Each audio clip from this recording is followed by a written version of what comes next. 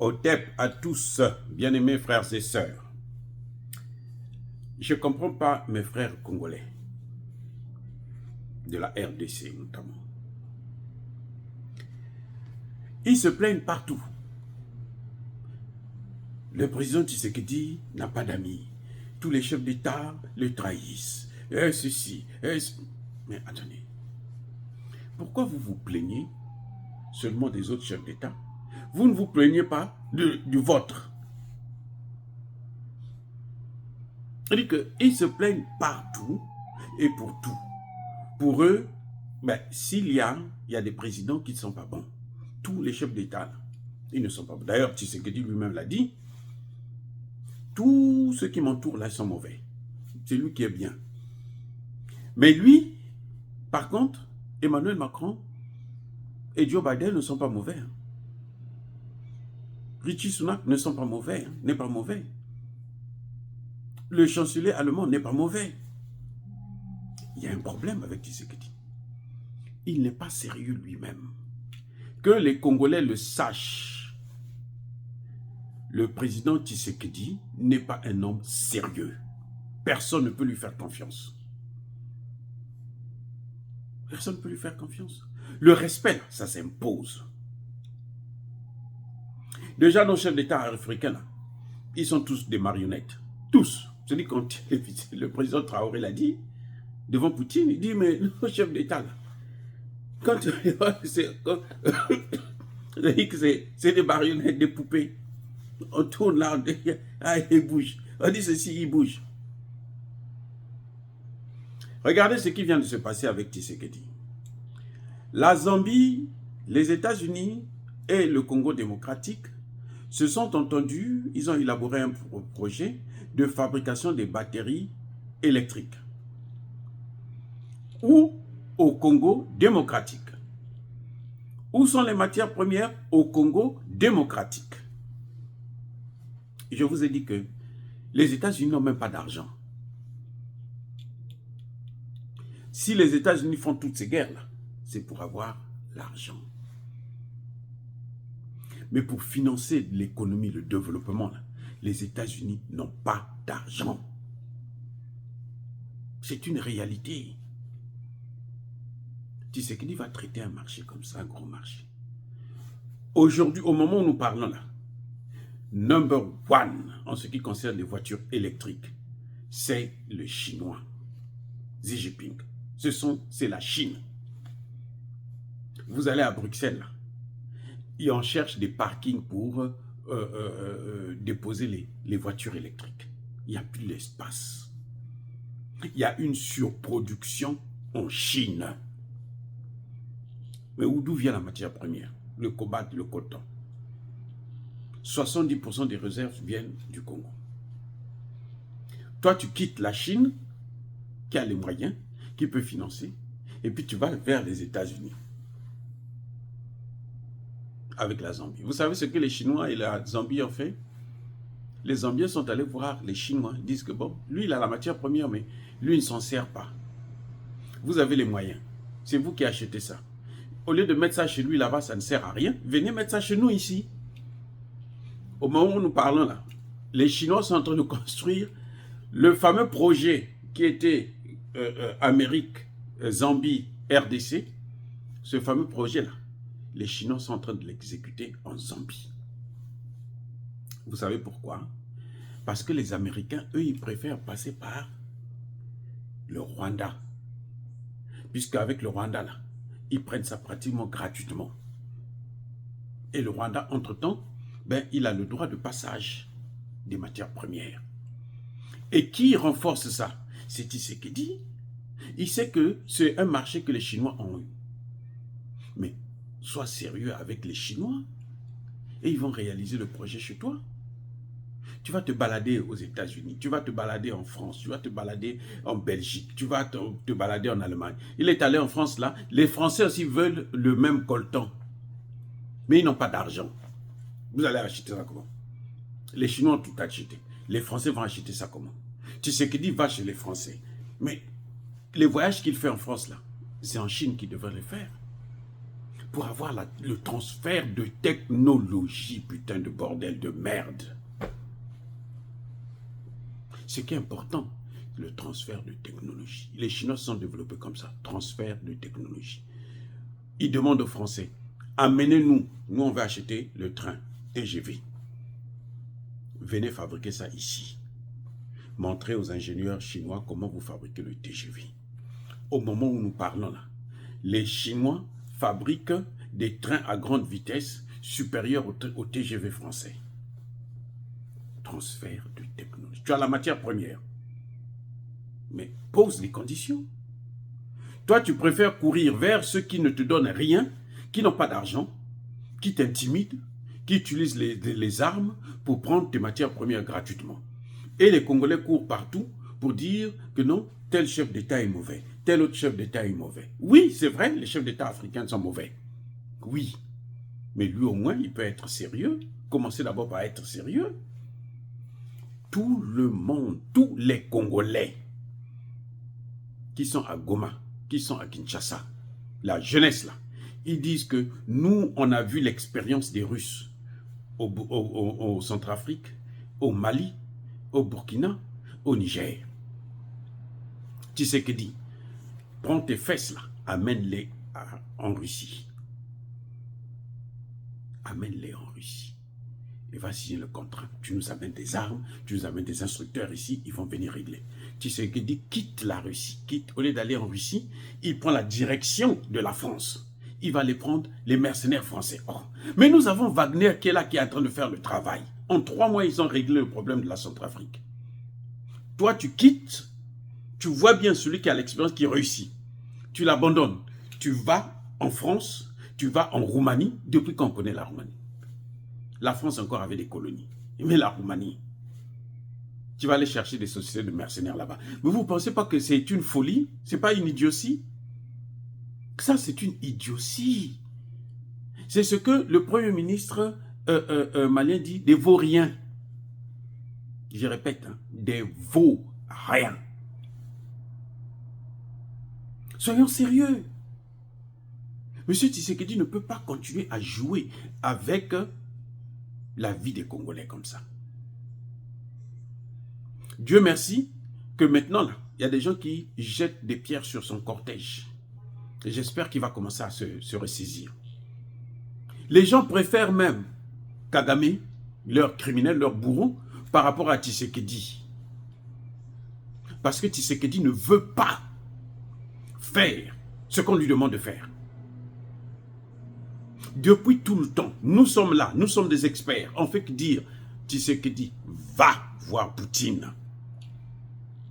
Même en ce qui concerne l'armement, ce n'est pas la Chine, ce n'est pas la Turquie, ce n'est pas l'Iran, c'est la Russie, numéro 1. Après, maintenant, vous pouvez voir avec la Turquie, la Chine, l'Iran, la Corée du Nord et tout. Tshisekedi va, ne serait-ce qu'en Corée du Nord.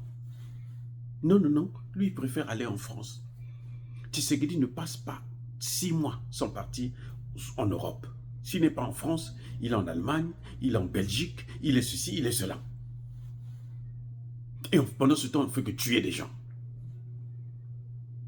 Depuis que Tshisekedi est arrivé, a été réélu là, il a fait le tour du monde. Au moins une 15aine de voyages. Je vous ai sorti la vidéo il n'y a pas longtemps, je vous ai donné les dates et les lieux. Il n'a fait aucun voyage à l'intérieur du pays. Il n'a fait aucun voyage à Goma. Vous avez déjà vu des gens comme ça? Et vous voulez qu'on le prenne au sérieux? Mais c'est normal que les Chinois puissent lui baiser la gueule. Je vous ai déjà dit ici, et je le répète encore, les Chinois ne sont sérieux qu'avec des gens sérieux. Quand vous voyez les Chinois, hein, les entreprises chinoises là, ils sont là en train de taper les Africains comme n'importe quoi, ils les traitent comme des esclaves en Afrique, même pas en Chine. Je dis bien en Afrique. Quand vous voyez comme ça, là, ça veut dire que ce pays-là, les gens ne sont pas sérieux. Là où les gens sont sérieux, on ne fait jamais ça. Les Chinois ne font jamais ces choses-là ici aux États-Unis. Et pourtant, les Chinois ont beaucoup d'argent. Ce sont les Chinois qui permettent, jusqu'aujourd'hui là, qui ont permis à ce que les États-Unis ne puissent pas tomber complètement.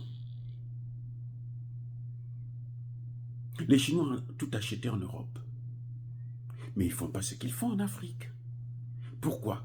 Parce que nos dirigeants ne sont pas sérieux. Vous les voyez en cravate. Ce qui compte pour eux, c'est la cravate, le m'as-tu vu. Quand ils mettent la cravate, la veste, ils pensent qu'ils sont maintenant des demi-dieux. Alors que ce sont des vauriens. Je dis bien des vauriens. Parce que quand vous voyez quelqu'un qui a passé 5 ans, 10 ans, demandez-lui qu'est-ce qu'il a fait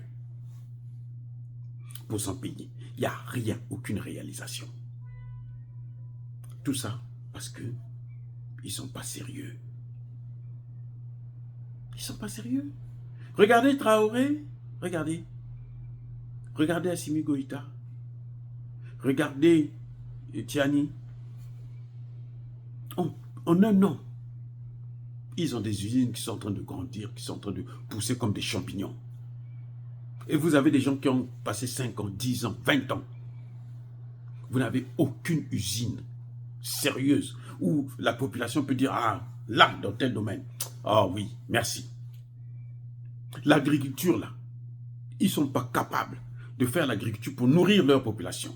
D'autres sont obligés d'aller prendre d'autres imbéciles comme eux pour venir prendre leurs terres, cultiver, soi-disant qu'ils vont les nourrir, alors qu'eux-mêmes, chez eux, ils n'ont pas de... C'est-à-dire que c'est incroyable, incroyable. Mais comment voulez-vous que les Chinois, quand ils viennent, si ils corrompent tout le monde, les colonels, les magistrats, les ceci, ils sont tous corrompus. Les Chinois viennent, ils vous donnent de l'argent, ils peuvent faire de votre population ce qu'ils veulent. Ne vous plaignez plus quand vous voyez les Chinois là. J'ai une vidéo là que je ne peux pas sortir parce que c'est trop violent. Un Chinois en Afrique qui est en train de violenter les Africains d'une manière incroyable. Je ne peux pas vous sortir ça parce que c'est trop, mais c'est trop sale. D'ailleurs, on va supprimer ça d'ailleurs. Mais ils font ça pourquoi? Mais parce que ces pays-là ne se font pas respecter. Parce que les dirigeants là, qu'il y a dans ces pays-là, du premier au dernier, ils sont corrompus. Donc, quand le Chinois vient, personne ne peut lui dire quoi que ce soit. C'est normal qu'il fasse ce qu'il veut. Voilà le problème que nous avons. C'est le grand problème que nous avons.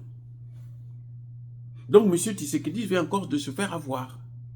Parce que Tshisekedi, on lui dit tout le temps, les Américains ne veulent pas de toi.